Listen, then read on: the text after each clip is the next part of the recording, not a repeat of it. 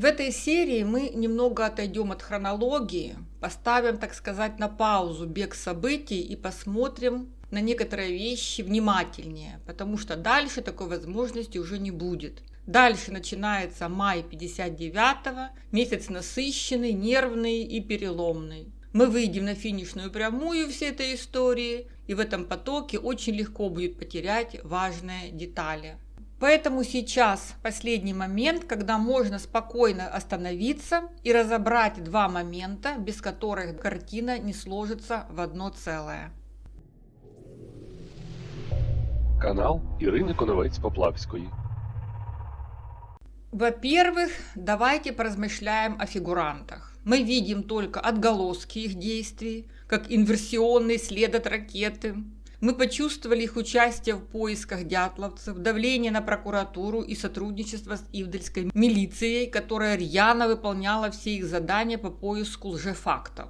Ранее мы предположили, что фигурантов было минимум 4, 2 подчиненных и 2 начальничка. И вот они вернулись с места преступления и чем сразу занялись. И чтобы ответить на этот вопрос, мы в который раз обратимся к Тиунову, который тоже над этим размышлял еще 16 лет назад. В журнале «Уральский следопыт» в статье «Они не могли поступить иначе». Но тут есть маленькая ремарка. Тиунов так глубоко не копал, как мы, у него не было тогда возможности для этого, и он считал, что фигуранты это были сотрудники МВД среднего начальствующего состава. А мы уже видим, что это далеко не так. Лейтенантики такую операцию по прикрытию не потянули бы. Первая цитата из статьи Тиунова для тех, кто наивно утверждает, что такое злодеяние, как убийство 9 человек, в те времена скрыть было невозможно. И если бы это был кто-то из ивдельского ИТЛ, то их бы обязательно нашли и осудили. Тиунов так объясняет этот момент. Это ведь именно МВД относится в нашей стране к самой неподсудной категории населения. Вспомните сами, много ли преступников в милицейских погонах получают у нас заслуженное наказание? Ведь милицейская система свой ссор из избы не выносит и из своих собственных преступников никому и никогда не сдает. Конец цитаты. И это правда. Большинство аудитории с этим согласится, исходя как из своих личных наблюдений, так и из собственного печального жизненного опыта. Один пример из 1000. Убийство на Ждановской, которое произошло в Москве в декабре 1980 года. Это событие стало символом произвола сотрудников милиции того времени. Аж пока они КГБиста Афанасьева не завалили, то чувствовали себя превольготнейше. Просто КГБ им этого не простило. Вот и все. Борьба башен. Да и сейчас в постсоветских квазидемократических республиках ничего не изменилось. Полиция, милиция – это основа тоталитарного государства. Вторая цитата. В ней Тиунов рассуждает, что по месту работы фигурантов не мог какой-то круг людей не знать, что те были на охоте. И это тоже правда. Они же не собирались лишать кого-то жизни, кроме животных. И хотя прошел почти месяц с того момента, как нашли первые тела туристов, то нетрудно было сотрудникам ивдельского ИТЛ вспомнить, кто охотился в тех местах 1 февраля в воскресенье. Тиунов оценивает ситуацию так. А тут еще и весьма настойчивые слухи об их стычке с какими-то свердловскими лыжниками. Для того, чтобы понять суть дела, вовсе не надо было обладать исключительным логическим мышлением или большой фантазией. Попытаться скрыть подобные факты нечего было и думать. Каждый знает, около любого начальника всегда найдутся доброжелатели, которые метят на его место и готовы сообщить обо всех проступках куда следует, да еще со своими собственными комментариями. Значит, докладывать вышестоящему руководству необходимо максимально оперативно, а там уже будь что будет. Конец цитаты.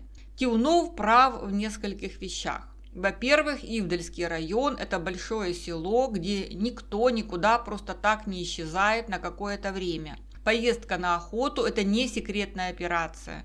Будущие фигуранты не знали, чем она завершится, и логично, что коллеги и их окружение были в курсе, где и в каком составе они охотились. Во-вторых, Тиунов правильно подмечает, что у любого начальника всегда есть те, кто его подсиживает.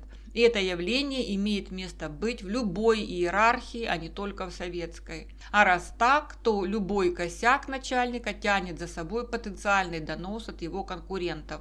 Но тут есть поправка. Это все справедливо для среднего начальствующего состава, а у этой троицы гораздо больше возможностей не допустить таких доносов и вообще утечки информации. Третья цитата Тиунова дорогого стоит. Тем не менее, лично мне было бы весьма любопытно взглянуть на архивы перемещения офицерских кадров Ивделя-Лага в 1959.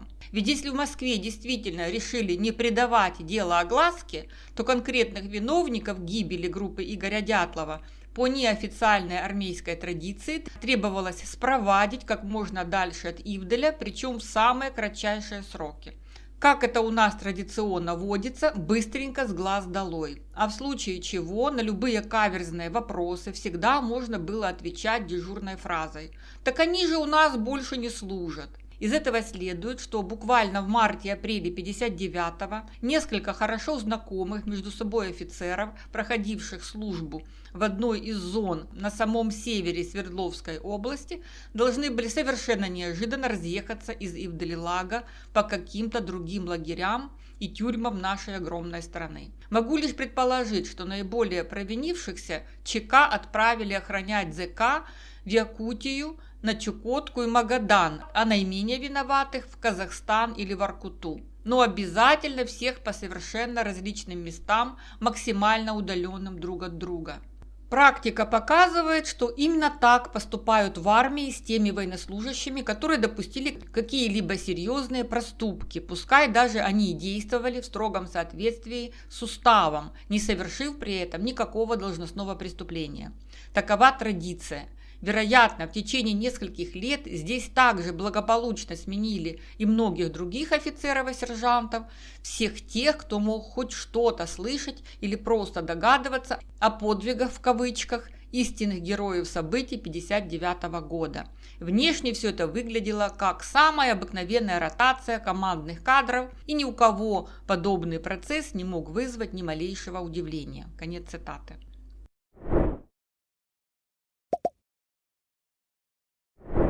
И действительно, идея фигурантов по возвращении с места преступления заслать своих сообщников куда подальше абсолютно логична. Если есть проблема, то хуже всего, когда сообщники остаются в одном коллективе, встречаются на планерках и в конце концов они могут где-то по пьянке проговориться.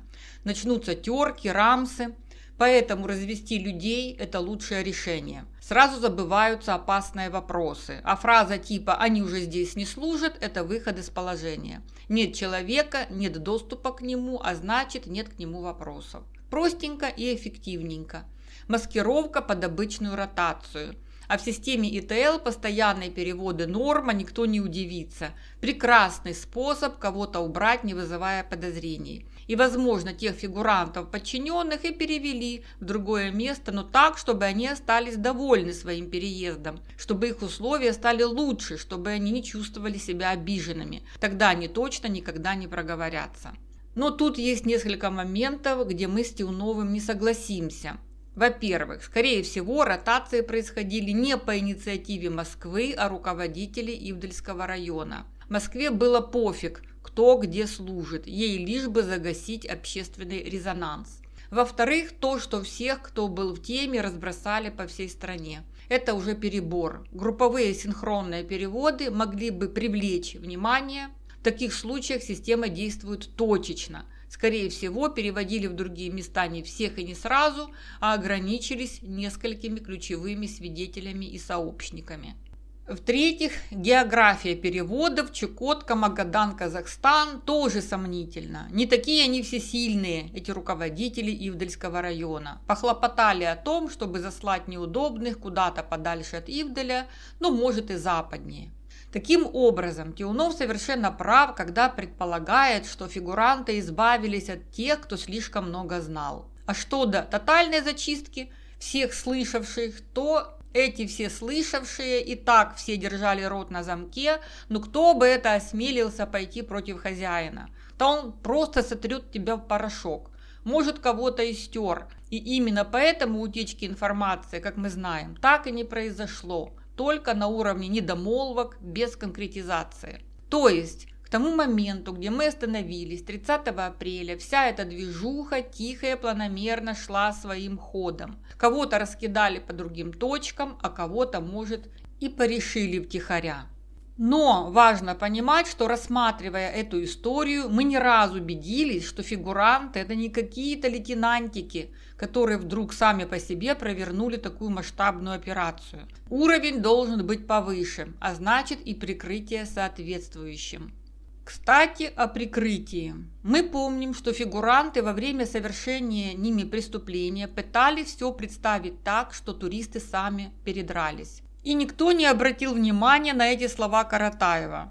Значит, это еще раз тоже подтверждало, и потом мне пришлось доказывать, что там никакого грабежа не было, ничего.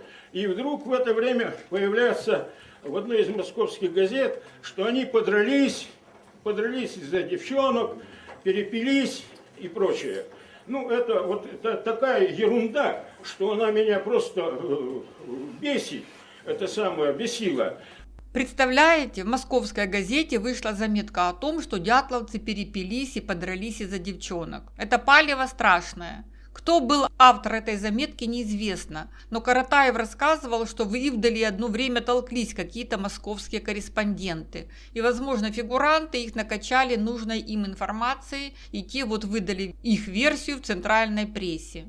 Так вот, на этом фоне идея Тиунова выглядит как практические советы в направлении расследования. Не ныть, что правду мы никогда не узнаем, а просто встать с дивана и пройтись по архивам кадровых перемещений, кто, когда и куда уехал именно в этот период. И вот там уже могут вылезти очень интересные совпадения. Также не помешало бы проверить, кто ушел в мир иной в Ивделе-Лаге в этот период. Но сама идея Тиунова простая, вопрос только в том, найдется ли кто-нибудь, кто воплотит ее в жизнь.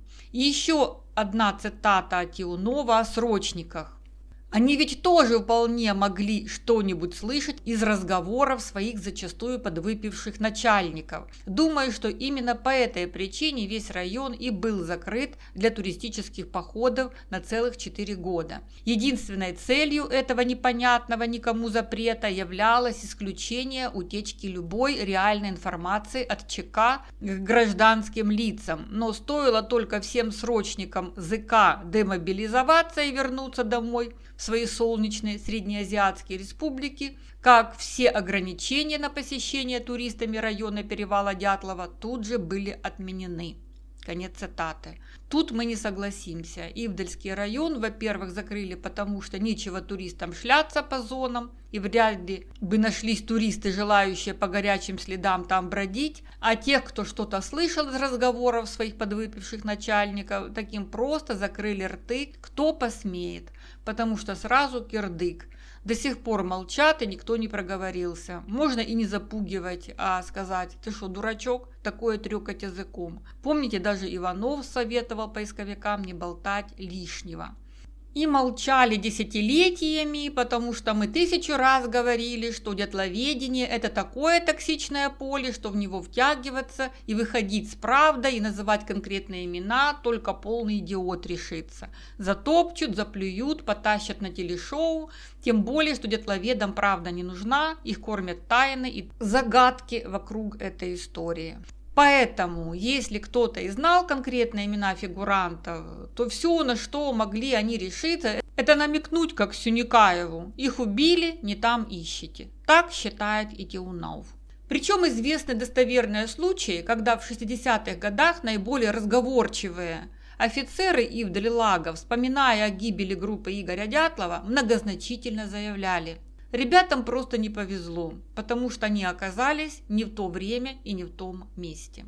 И ведь все туристы, слышавшие такие утверждения, ничуть не сомневались, что речь шла именно о каких-то секретных испытаниях или о неудачном пуске очередной космической ракеты, о которых вообще-то ЧК Ивделя-Лага в принципе не могли знать. Более того, что было известно и любым другим гражданам СССР. Зато к элементарному бытовому конфликту туристов с отрядом пьяных военных браконьеров подобные слова как раз могли иметь самое непосредственное отношение.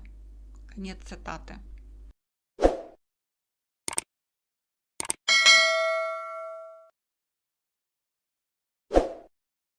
И второй момент, который мы сегодня рассмотрим, касается того, что дятловеды все сделали, чтобы засунуть версию Тиунова среди своих многочисленных догадок. Давайте и с этим разберемся. Вернемся к истокам. Прокуроры в Ивделе – это Тымпалов и Каратаев, в Свердловске – Иванов и Окишев. Каратаев прямо сказал: «Мы с Тымпаловым увидели, что это уголовщиной пахнет». Иванову, по свидетельству поисковиков, когда увидел первые тела, только и говорил о криминале. Окишев в интервью поведал, что у них с Ивановым было первоначально 3 версии: животные, криминал и несчастный случай. Животных отсекли, несчастный случай им навязали, а убийство начали отрабатывать с Манси. Это значит, что Тиунов и ранее Титов, на которых мы базировались при расследовании, продолжили именно дело прокуроров, которым не дали вести следствие нормально. Но тут есть такая особенность. Тиунов сначала примыкал к дятловедам и ракетной версии, а потом прозрел. Сейчас его взгляды неизвестны. Титов, наоборот, ушел в дятловедение, потому что, окрыленный успехом своего канала, он взялся за книгу на эту тему и в процессе работы над ней понял, что версия, в которой виноваты сотрудники МВД, придется развивать, а это, сами понимаете. И тогда он объявил, что во всем виноват Куриков, то есть спихнул все на Манси.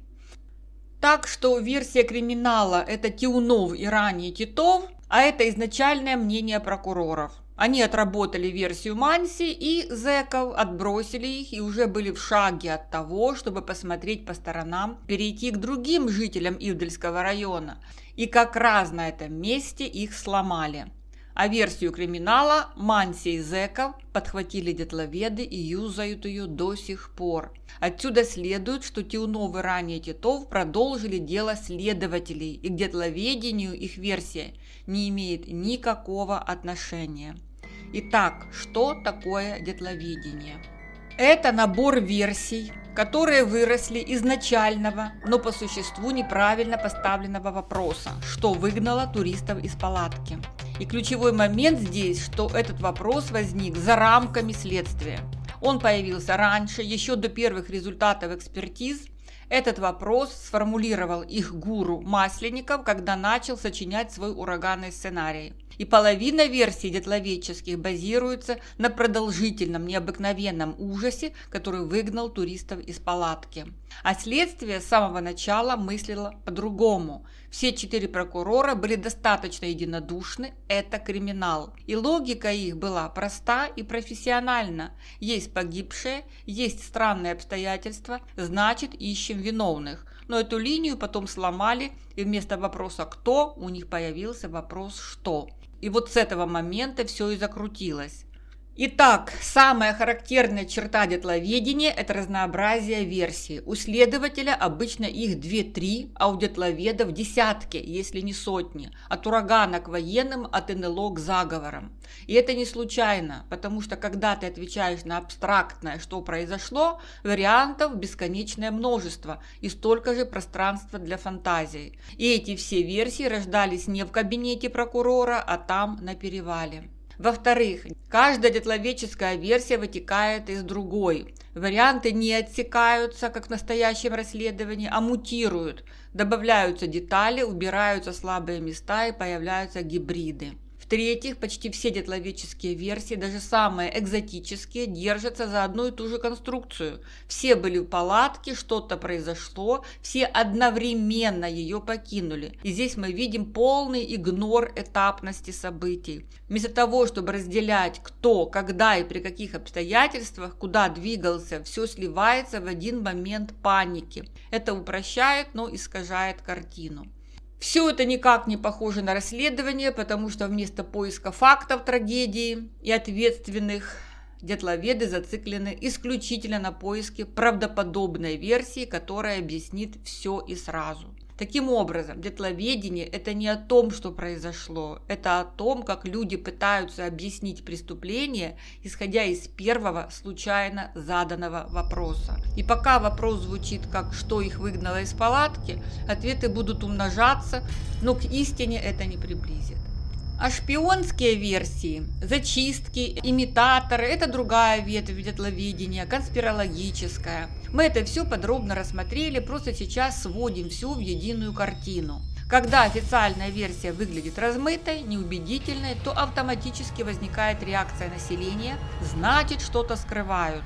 И здесь конспирология уже не кажется дикой, а даже более правдоподобной. Эта ветвь так разрослась, потому что она дает хоть какую-то конкретику. И за горизонтом маячит ответ на насущный вопрос, кто виноват, в отличие от стихии, которой не предъявишь. В конспирологии есть кому предъявить. Военные, спецслужбы, то есть кто-то конкретный. А это психологически очень важно для сторонников теории заговора. Они сразу себя чувствуют на высоте положения.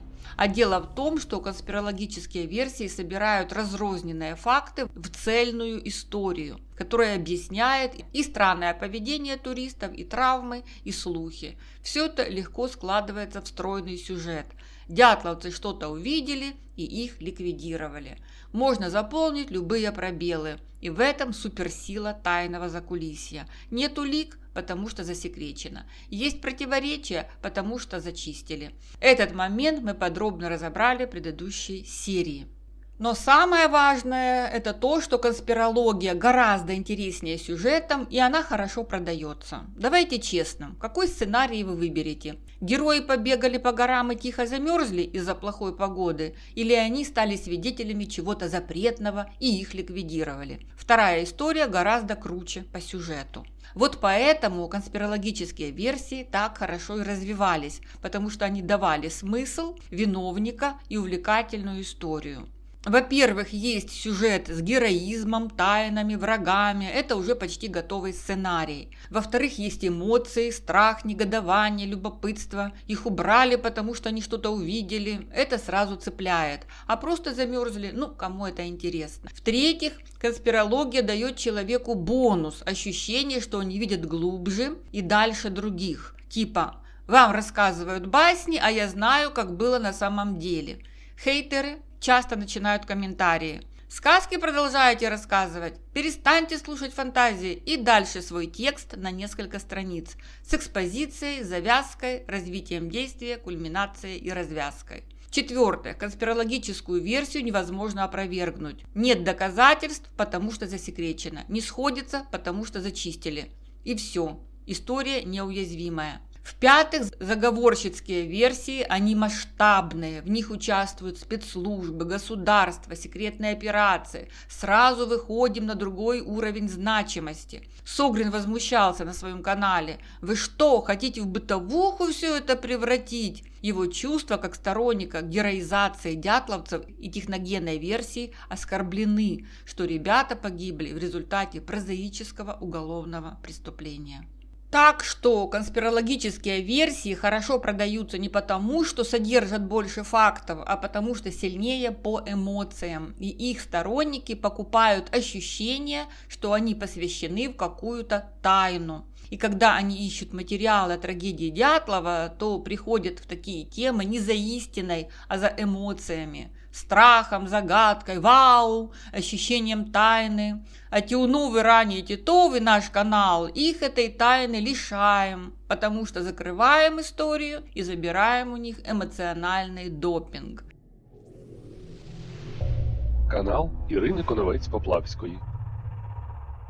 Надеюсь, теперь все поняли, что версия Тиунова и раннего Титова – это продолжение работы следователей, которые работали по классической схеме. Есть погибшие, значит проверяем криминал. И они это честно отработали, проверили Манси, проверили заключенных, не нашли подтверждений. То есть прокуроры ничего не придумывали, они отсекали версии, как это и должно быть в нормальном расследовании. И вот именно в тот момент, когда логика требовала двигаться дальше, искать другие варианты, их остановили. И еще, первый признак детловеда – это перенести свои фантазии в художественную или псевдодокументальную литературу, написать книгу, снять кино. Также они кучкуются, организуются в клубы. Их не смущает, что у всех у них разная версия. Главное, чтобы она была детловедческая. Они этим страшно гордятся и называют свои 75 версий плюрализмом мнений. А те, кто проводит настоящее расследование, их единицы, и они даже друг с другом не знакомы. Все, с этим разобрались. Дальше мы выходим на финишную прямую в насыщенный событиями май месяц и будем подводить итоги.